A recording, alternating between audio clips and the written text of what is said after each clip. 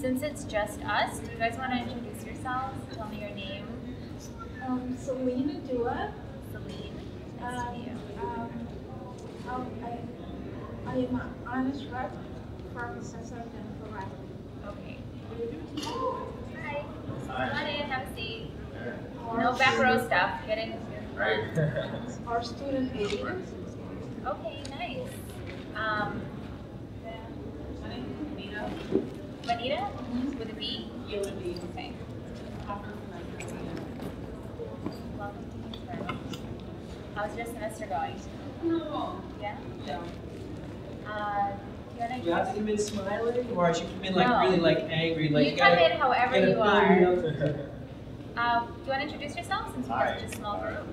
I'm Francito, and this is my third semester here. Yeah. Is this your professor? No. No? Oh, good. My Okay, guys no are pressure. they're not ready for this yet. Can you introduce yourself? Sure, my name is Michael, and I'm one of the teachers here at Kingsborough for like forever. And being a native New Yorker, happiness is like it's a challenge, you know? Oh, yeah. It's like being angry on the street is much easier and safer in a way than yeah. being happy. So, Definitely. thanks. Okay. You want to introduce yourself? Yeah, so my name is Josh. I'm a motivational speaker and a YouTuber. So I have a YouTube channel where I teach teens and young adults how to essentially be their best selves, how to kind of master the skills of confidence, of mindfulness, and compassion towards other people. My name is Ksenia. I work for the Vice President of Student Affairs, and I teach a student development class on mindfulness and compassion. Yeah, so we're going to talk about happiness. So thank you guys for coming. So what is happiness? So I'm going to give you like the real answer. It's actually a bunch of chemicals that are being released in your brain. So there's 4 chemicals that get released when we're happy. It could be either of the 4, it could be a combination. I want to make sure I get all the info. So dopamine, have you guys heard of dopamine? Yes. Right, like the reward hormone. You want to introduce yourself real quick? I'm Lauren. Lauren? Yes. Hi. Okay, so dopamine is the reward hormone. That's what gets released every time you set a goal and you achieve it. That feeling, that's actually because dopamine is being produced in your brain. Then we have oxytocin. Does anyone know what's another, like, what's a term that people usually say when they talk about oxytocin? Cuddle hormone or love hormone? Because that's what actually helps us bond with each other. Oftentimes it's released after sex. It's also released when mothers are breastfeeding. So this is what helps us bond. When you hug, you release oxytocin. Hi, would you like to introduce yourself? Me? Hi everybody, I'm Robert. I work in academic affairs. Hi, Robert. Yeah, oxytocin is released, and it helps us create a sense of loyalty and trust, which is why after sex people feel a certain way. That's actually the hormone. And the other amazing thing about oxytocin is that it releases nitric oxide, which travels to your heart and helps your blood vessels expand so you have more oxygen flowing through your blood. So we're going to talk a lot about kindness, but one of the ways to release oxytocin is also through kindness. And they actually have studies showing that people who are more kind have more cardiovascular protection. And the other thing is endorphins. Did anyone know when endorphins are released? I used to run a lot, so I know physical activity is definitely one of them. Yeah, 100%. It's the body's natural way of feeling good. It actually, it kind of numbs any pain you have, which is why a lot of times in like runners can push themselves past the limit, is because those pain receptors are being blocked by the endorphins. And the 4th chemical is serotonin. And this actually naturally occurs when you're exposed to sunshine, exercise, and it helps us maintain a calm and happy feeling. So serotonin is really good. So these 4 hormones or chemicals are responsible for us actually feeling happy. And a lot of times we tend to feel like happiness is something that just happens on its own. Like this external thing will make me happy. It's actually things that are going on inside your body. So if it's something that's going on inside your body, that also means you can actually like cultivate it, or you can do something on your own that will produce those hormones. Anything you wanted to add to the hormone conversation? Yeah, I think that, a lot of times we do, like she was saying, we do look at happiness as something that comes from the external inward. Like we look towards things or towards people, towards experiences to make us happy. But really happiness is something that, like she was saying, that we can start to control. Once we kind of understand how it operates in our bodies, we can start to pursue activities or pursue different things that we want that can help us control our own sense of happiness. So we don't have to kind of rely on other people or expect other people to deliver happiness to our door. We can kind of control that experience. All of these chemicals are released when we practice kindness. So kindness, being kind, when I look at a lot of the research on success and happiness and well-being and people who are like really doing well in life, what are they doing? And kindness comes up all the time. So there's this whole field of psychology called positive psychology, and they're really focusing on how all these positive emotions and feelings and stuff help people help people achieve, their goals. And the interesting thing is, whenever I bring up positive psychology, everyone's like, well, does that mean I have to be positive all the time? I can't do that. No, absolutely not. Negative emotions are really important because they, believe it or not, negative emotions are rational. They let you know something about yourself. What happens is, you have a thought in reaction to that negative emotion, and those thoughts, which are not facts. Did you guys know that thoughts are not facts? I think a lot of times we tend to think that what we think is 100% true. It's not. Our thoughts are not facts. But we act like they are. And we believe something, we think it, and then we have all tons of feelings about it. So let's say someone doesn't text you back, and you feel some type of way about it, and then you start thinking, well, they don't like me, or what did I do, or they're with someone else, or whatever it is, and you really believe your thoughts. And from those thoughts, you start generating other chemicals and things, maybe cortisol, which tends to come out when you're angry. Cortisol is actually, it kind of sets you up for fight or flight. You guys know what fight or flight is? So it sets your body up for fight or flight. And you get that feeling, that defensiveness of like, okay, like he's doing this or she's doing that, and what are they doing? Over time, if you produce a lot of cortisol on a daily basis or like on a regular basis, it weakens your heart muscles. It interferes with the serotonin that's regulating your sleep, your weight. So people who tend to have more cortisol, they tend to have more weight gain. And it's, like you hear people like, I'm stressed out, I'm eating a lot, And it's interesting because the way the cortisol works is, it's like you can't really exercise it away because it's something that's different. It's different from just gaining weight. It's the way that the weight is being absorbed in your, the way that fat cells are being absorbed in your body. So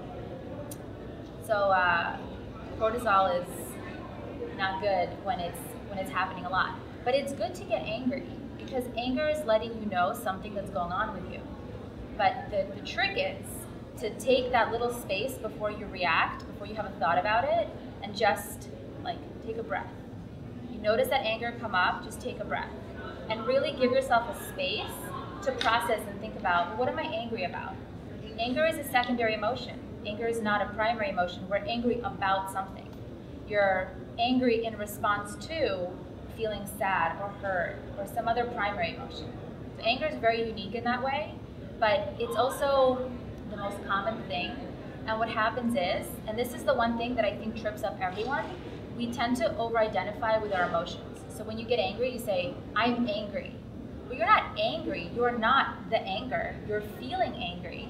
And if you gave yourself the space to take a breath and process, you would be able to realize what is it that you're really angry about. But sometimes we just, it's a habit. We get angry. I'm angry. That's it. Nope, I'm angry. And you don't give yourself the space to learn about yourself, to learn about, what that is. Yeah, and so I would say one of the happiness hacks that you guys can kind of take away is to take the good with the bad. So when we do kind of experience those negative emotions, those negative feelings, once they kind of rise in our bodies, we experience them, and then we just kind of go forward with our day and just feel them and carry them into every activity that we do. So the hack really would be to practice that element of reflection. So one way to practice reflection is to practice meditation, right? A lot of people think meditation is sitting there, like that and stuff, but it really doesn't have to be that. Meditation could be something as simple as going for a walk and just breathing and just experiencing nature. It could just be distancing yourself from people, sitting in your room quietly listening to music for a bit. So practicing that level of reflection and meditation when you're experiencing those angry feelings will allow you to understand them a little bit better as you move forward. And what you'll start to see is once you've kind of taken time to reflect on those negative feelings, you start to also recognize that an element of good that comes with that. So let's say you failed the test and it's like, man, I failed this test, I don't know what I'm going to do. You're going to be upset, you're going to be angry, you're probably going to carry that throughout the day. But if you take that time to reflect on it, you might tell yourself, okay, well, you know what, I have another test coming up. This just means I have to study harder. And I'm going to do better on that test to kind of try to balance things out for myself. So reflection really is a hack that we can kind of incorporate whenever we start to see that we're feeling a certain way, feeling angry. If we separate ourselves and we practice that level of reflection through the process of, let's say, meditation, it allows us to kind of recognize good along with that bad, so we don't have to sit in that bad emotion and feeling. Yeah, meditation doesn't have to be like you sit there for 20 minutes and you and you chant and you got the meditation bells going. You don't have to do any of that. It can be as simple as just taking a moment and being present. Sorry, how long? How long? Whatever works. There's no set time. I mean, it depends who you ask, right? I know that, as you get more comfortable doing it, you'll see what works for you. Start with just feeling more present. I think what happens a lot of times when we're just here in this moment, we reach for our phones. We really just don't want to be in this moment. We have a problem with that. And what happens is we're not really here. We really are a bit disconnected. So next time you want to reach for the phone, there's this really cool exercise that this guy came up with. He's a consultant for CEOs and athletes. He helps them be more successful. And it's called the 3x3 method. So he says what you should do is notice 3 things in your environment. I would say, let's say water bottle, chair, and podium. And you say the thing, and then you take a breath. You say the second thing, take a breath, third thing. So I would say, this is a water bottle. And I take a breath. And I'd say, this is a chair. And I take a breath. This is a podium. And I take a breath. And what that does is it kind of brings you into where you actually are. You actually just took 4 seconds to actually be in the moment without reaching for something, without trying to fill that moment, right? So that's a really important practice. And the reason meditation is important, aside from just focusing, is that when you are here in this moment, you're not worried about the things that you did in the past. You're not freaking out or having anxiety about the future. You're really giving yourself the space to just take a break. And having a few moments of silence can actually reset your brain for the day. It can give your brain the opportunity to just relax for a second. I know we all have thoughts running through our heads 24/7. So taking more time to just be in the moment. And if you're finding it hard, name the things that you see. Name the things. Look at the things that you see. You're outside. Notice the tree. Look at the tree. I mean, that's what it is, right? To be here, is to kind of look around and see the things that are here. Yeah, and I think another hack I wanted to bring up is that a lot of times we think happiness is kind of the end goal of what we want to achieve. If we're not happy, then something's wrong, or we're doing something wrong. But sometimes in that process of pursuing happiness, trying to be happy, doing everything we can to align ourselves to be happy, we end up creating such a high expectation for ourselves. I'm only going to be happy if I get a good grade in this class. I'm only going to be happy if there's no drama with me and my friends. I'm only going to be happy if nothing bad happens to me, right? But life has a way of kind of injecting things into your experience that you don't have control over. So when we find ourselves constantly chasing happiness, we end up making it harder for ourselves to achieve it, because happiness really is something that can be experienced in the moment, kind of like we talked about in the beginning.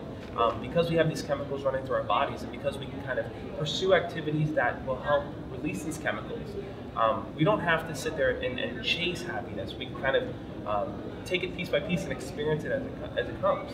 So like we had mentioned, different things like going for a walk or doing the 3x3 exercise will allow you to kind of just be in the present moment, where you're kind of experiencing what's going on here in the now.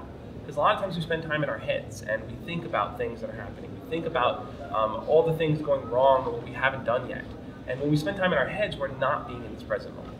So in order to be more in the present moment, to kind of be here in the now, we have to kind of sometimes put a pause on pursuing happiness. And what we'll end up realizing is that in just being, happiness will kind of manifest itself in our experience.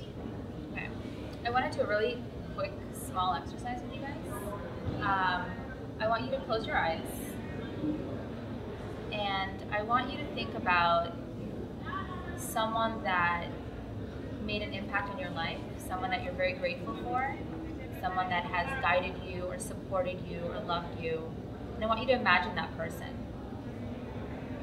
And I want you to imagine hugging that person. Hugging. And think about all the things that this person has done for you and the ways that they've helped you and guided you and how they've loved and supported you.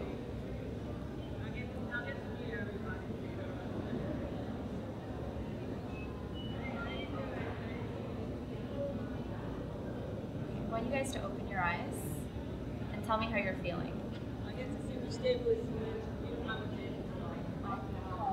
Calm. Anyone else? Do you feel kind of a warm, fuzzy feeling, maybe? Does it feel nice generally to think about? Okay, so gratitude is another hack. What you're doing by thinking about the things that are good and the things that you love and care about is you're absolutely 100% producing one of those chemicals, probably oxytocin. You're even just thinking, this is the amazing thing about the human mind, is that we don't have to experience something to feel a certain way. You know that you can hug someone and feel good. If you think about hugging them, you can still feel good. That's the amazing thing, is that our mind actually cannot differentiate between the imagination and reality. So when you start thinking about all these negative things and you start thinking about worst case scenarios and I'm going to fail this test, I'm going to do these things, you're absolutely activating all those hormones that go along with that as if you actually failed the test. So when you think about positive things, and gratitude is, I mean, like if I was to talk about the one thing that's everywhere in the research on happiness, it's gratitude. Everyone's talking about it. All the psychologists, everyone talks about the benefits of gratitude. I mean, they study people. They will sit people in a room and ask them to be grateful and see how their hormone levels change. And if you start your day off by thinking about maybe 3 things you're grateful for that day, or end your day, you're doing something really good for yourself, because you're either starting the day or ending the day with a boost of hormones, of positive hormones. And when you are in a really negative, maybe headspace, shift it. Shift it to something positive. Think about 3 things you're grateful for. If you failed a test, think about 3 things that you've learned from the experience, or 3 things that can move you forward. It's really about, staying stuck in places that don't allow us to move in a better direction. I remember when I was in college in my very first semester, and I was pursuing computer engineering because my parents were like, you should just do that. But it wasn't something I really wanted to do. So in that first semester, I ended up failing 2 of my classes. I was on academic probation. Yeah. What did you really want to do? I didn't know. But because my parents told me, you should probably pursue this, I kind of just followed their path. I didn't really have a direction for myself. And I ended up failing those 2 classes and sitting there thinking like, man, this sucks. Like, I don't know what I want to do in college. I don't know if this is right for me. And I remember sitting in my room, and at the time I didn't know it, but now looking back on it, I really was practicing gratitude. I told myself, I'm going to sit here and I'm really going to think about the things that I have in my life, the people that I have in my life, the opportunities I have. Even though I kind of messed up and failed these classes, I just sat in that room and I thought about that. I thought about the people in my life, my family members, the ones that, even if I failed this test, they would still love me and still care about me. I thought about my friends who would have my back if I ever needed to turn to them to talk about something. I thought about the simple things, like just the fact that I was able to kind of get up from that chair and go for a walk. I was able to go sit down and have a meal. I was able to breathe. Just the simple things we kind of overlook. When you really stop and kind of reflect on them, you kind of be in that moment and think about those things, you do get overwhelmed by those feelings. You're able to kind of create those experiences, those happiness feelings, as if those people were there right in front of you. You're able to, just thinking about them, you're able to kind of tap into that. So that was something I was able to do when I was kind of struggling through school in the very beginning there. Over time, I discovered, okay, I want to pursue, I went into business and things like that. But it was really having that experience that was just eye-opening for me, recognizing that I had the power over how I wanted to feel and how I wanted to interpret experiences that really just kind of changed my mind. So I think what tends to happen is we form a lot of habits over time, just because this is how we cope. There's no good or bad. It's just how we end up dealing with things. And I think sometimes a lot of these habits, or maybe some of the habits, don't really work for us. I mean, I'm sure you know what habits you have that work and don't work for you. And I know you know exactly what I mean by that. And I have habits that don't work for me either, and I'm working on changing them. So it's really important to realize that your brain changes based on your experiences. So it's called neuroplasticity. Your brain changes with different experiences. We see that with people who have trauma, and it actually changes the brain, but even everyday experiences. So let's say that the way that you deal with stressful situations is that you worry. You tend to start worrying about things. Over time, this becomes a muscle that your brain is flexing really well, and over time you'll see that you just get really good at worrying. You worry all the time, that's what happens. But you can weaken those muscles by strengthening new muscles. So the first step would be to recognize the habits that you don't like or don't work for you and you want to change. And in those moments, if you practice that little space that we talked about, right? Like, where do habits come from? Sometimes it feels like it's just a reaction. So let's say something triggers you. Instead of just going right into that habitual response, you maybe take a pause and you think about, well, can I do something different here that maybe would be better for me? And then you kind of shift the attention away from that habitual response. And maybe this time you have a reaction, which is intentional. And over time, this becomes the new muscle. Over time, if you start practicing, and that little space, it's kind of known as mindfulness. If you've ever heard that term, it's kind of that space of self-awareness where there's no judgment, you're just noticing what's going on.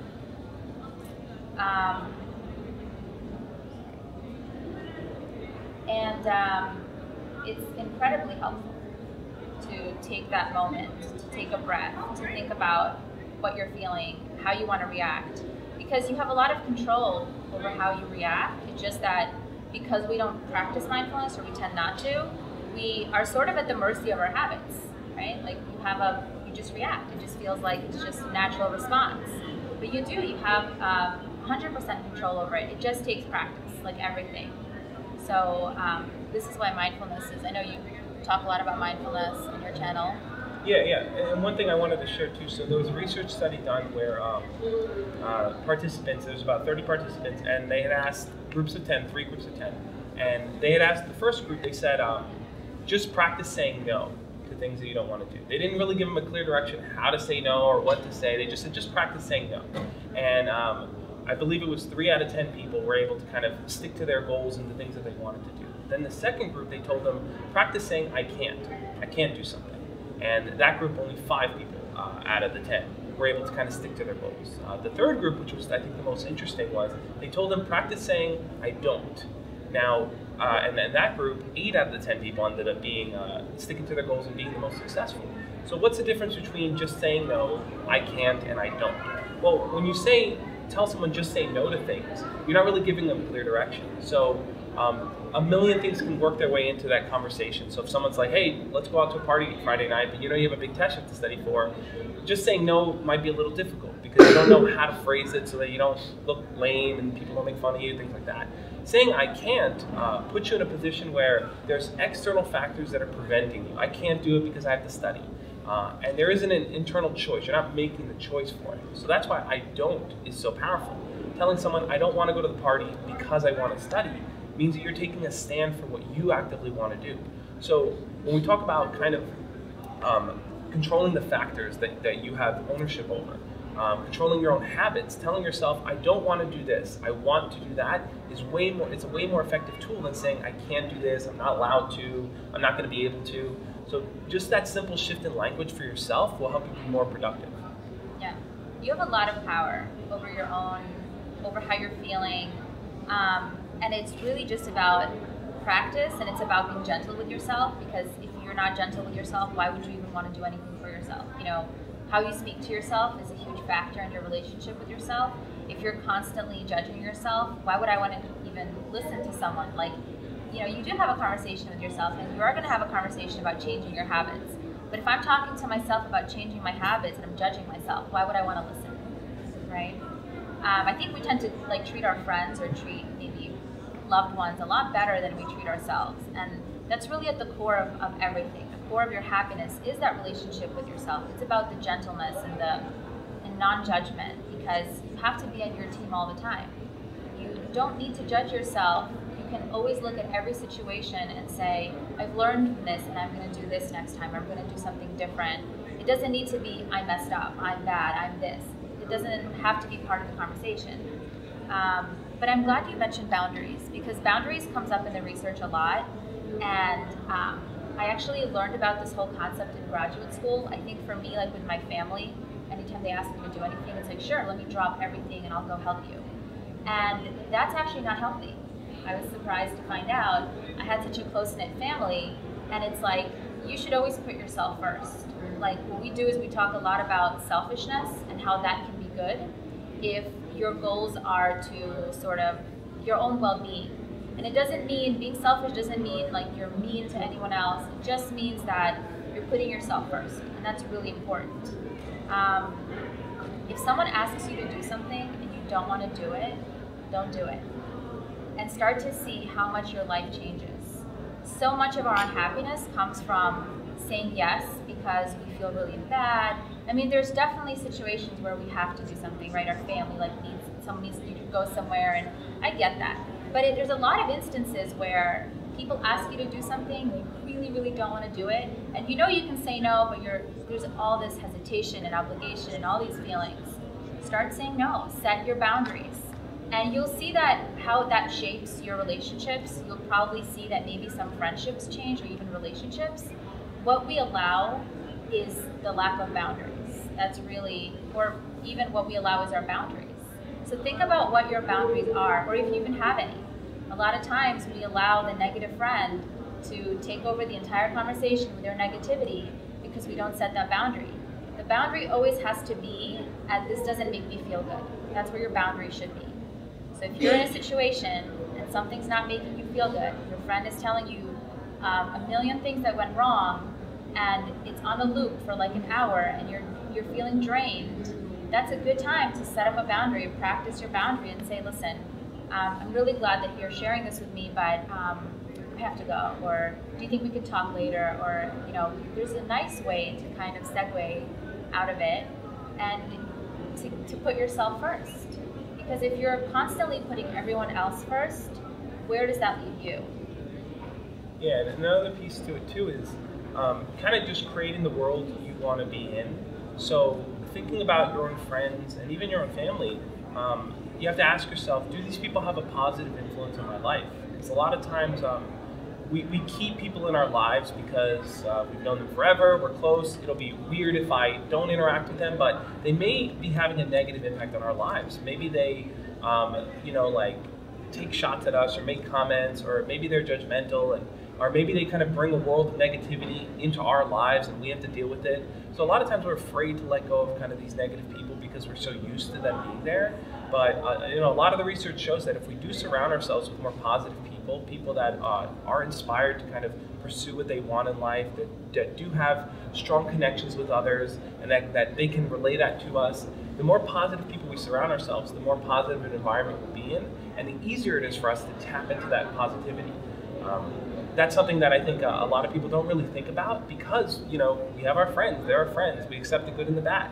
But sometimes it's important to let go of negative friends because they can kind of really bring down our atmosphere and create an environment where we have more obstacles and more hurdles to jump through that we can't really kind of pursue kind of our own self-reflection, our own happiness, because we're too focused on trying to help other people kind of do that as well. Like we talked about this concept of selfishness versus, let's say, selflessness, and there's nothing wrong with being selfish if it means taking care of yourself and empowering yourself so that you can go out and help others. Because if you're not 100%, if you don't feel like you're ready, how can you go out and help others? How can you go out and make a difference in the world if you don't feel like you have things in control of your own life? Yeah, if you have that friend that drains the shit out of you because of their negativity, how does that reflect on you? And then are you going to be capable of going out and having a positive impact on other people if this one instance it drains you? if your friends are not your cheerleaders and they're not a support